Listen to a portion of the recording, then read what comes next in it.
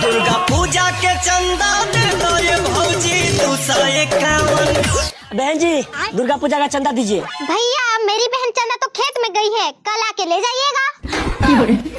अरे बहन हम उस चंदा की बात नहीं कर रहे हैं, दुर्गा पूजा की चंदा की बात कर रहे हैं। अच्छा दुर्गा पूजा के चंदा 11 रुपया लिख लीजिए, 1 महीना के बाद ले जाइएगा।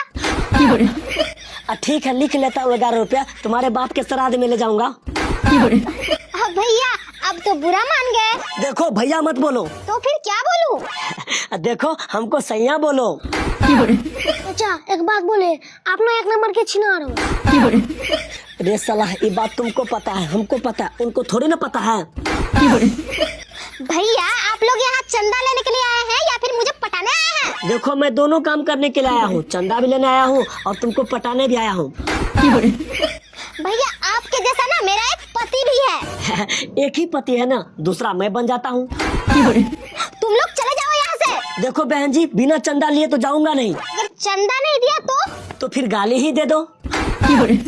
देखो मैं संस्कारी महिला हूँ, गाली नहीं दे सकती हूँ। देखो बहन अगर तुम गाली नहीं दे सकती है तो एगो चुम्मा ही दे दो। अच्छा आपको चुम्मा चाहिए? हाँ अच्छा ठीक है देती हूँ, पहले आँख बंद कीजिए तो। जानम अभी बता दे भाई। कुत्ता सब आया है चंदा लेने और मांग रहा है चुम्मा। भाभी आप कुछ मत दीजिए, हो सके तो इस गरीब के अपना बहन दे दीजिए।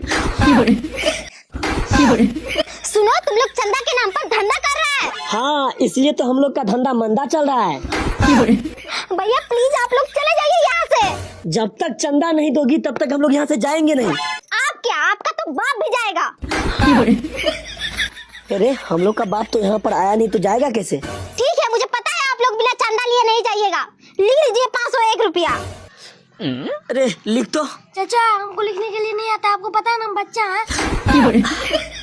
अरे तुम लिख तो। भैया आपको पता है ना जब हम पढ़ने के लिए घर से निकलते थे तो आप हमको भैंस चराने के लिए भेज देते थे। एक काम कीजिए बहन जी रहने दीजिए, हम अगले साल चंदा ले लेंगे ठीक है। साला अनपढ़ गवार सब आया है चंदा मांगने।